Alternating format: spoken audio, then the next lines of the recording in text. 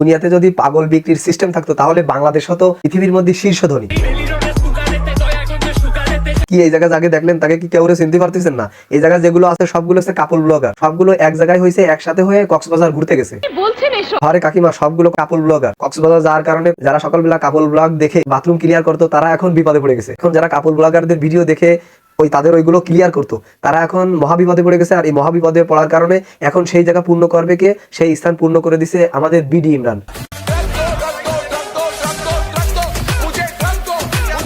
না মানে বুঝলাম না, বিডি ইমরানের সামনে পিছনে কতগুলো বডিগার্ড।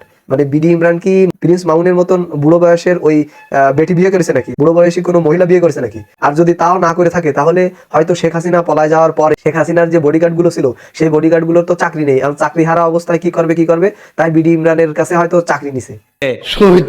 এধারে সব কাপল ব্লগাররা, কন্টেন্ট ক্রিয়েটাররা, টিকটকাররা কক্সবাজার যায় মাস্তি করতেছে, সেই অভাবটা পূরণ করে দিচ্ছে বিডি ইমরান। কি বললেন কাকু? আবার বলেন তো। BD Imran best content creator. বলতেছিলাম ভাই, আপনারা যারা অ্যাওয়ার্ড দিচ্ছেন তারা কন্টেন্ট মানে কি এটা কি বোঝেন? একটা কথা বলেন তো, আপনারা কি কখনো বিডি ইমরানের কন্টেন্ট দেখেছেন? মানে সকালবেলা আপনারা উঠে যে পটি করেন না, ওই পটিটার দিকে তাকায় দেখবেন ওই পটিটা যেমন বিডি ইমরানের কন্টেন্ট গুলো তেমন। আপনারা তো প্রত্যেকদিন ওইটা দেখেন, আর ওইটা যদি দেখে থাকেন তাহলে মনে করেন যে আপনাদের বিডি ইমরানের প্রত্যেক দিনের কন্টেন্ট হলো ওইটা।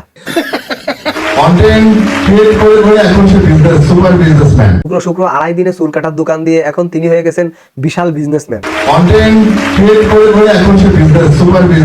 বিষয়টা যদি এমন হতো যে আপনারা বলতেন বিডি ইমরান ভিউর বিজনেসম্যান, তাহলে বিষয়টা মানা যেত। কিন্তু BD Imran best content creator এটা বলেছেন, এটা তো কোনোভাবেই মানা যায় না। আর এই বিষয়ে কথা না বলেও পারলাম না। আর বিডি ইমরানে আপনারা বেস্ট কন্টেন্ট ক্রিয়েটরের অ্যাওয়ার্ড কিভাবে দেন বলেন তো, আমার কাছে বলেন। যে ওশান ভিক্টোরি অ্যাওয়ার্ড এবং তার media partner magic Bangla TV, আমি ওনাদের কাছে চিরকৃতজ্ঞ। আরে ভাই, কি লেভেলের সেলিব্রিটি যে 5 জন বডিগার্ড নিয়ে যাচ্ছে বাসায়, আবার বাসা থেকে সেলুনে নিয়ে আসতেছে, আবার সেলুন থেকে বাসায় আগে দিচ্ছে।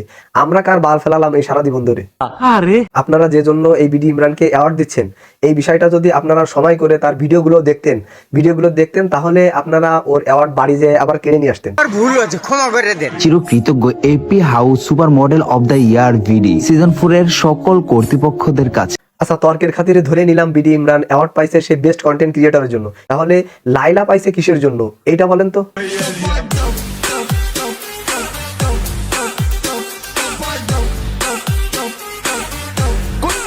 টিকটকার মেহজাবিন সে গরু ট্যাবলেট খেয়ে মোটা হয়েছে, তাকে অ্যাওয়ার্ড দিচ্ছে।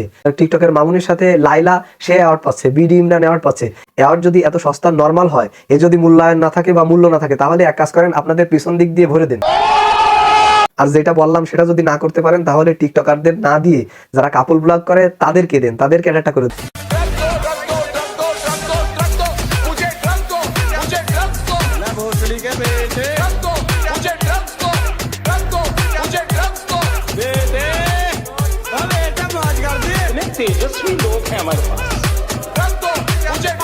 এই কপতিদের দেখলেন, এরা সমাজেও দাম পায় না, এরা দাম পায় না স্কুল কলেজ কোনো প্রতিষ্ঠানে এরা দাম পায় না। আবার এরা টিকটকও করে না বা এরা কাপল ব্লগও করে না।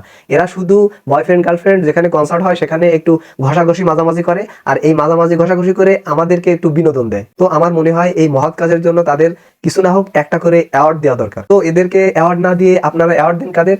এদেরকে। আলহামদুলিল্লাহ আমাদের একজন কোরআনের হাফেজ আমাদের আইকনিক সেলুনে সার্ভিস নিয়ে চেয়ারে বসে চুল কাটতেছে, সেই ভিডিও করতেছে, এমন ভাবে ভিডিও করতেছে, ভাই সেই হয়েছে ভাই সেই হয়েছে আপনি অ্যাওয়ার্ড পাওয়ার যোগ্য। শীতে কিন্তু বিয়ে হচ্ছে না, তাই তার জন্য আমরা পাত্রী খুঁজতেছি। আপনারা দয়া করে এই মহান মনে করেন আপনাদের কাউকে ধরে এনে এইভাবে চুল কাটতো, আর যদি আপনাকে এইভাবে ক্যামেরার সামনে এনে আউল ফাউল প্রশ্ন করতো, আপনি কি করতেন?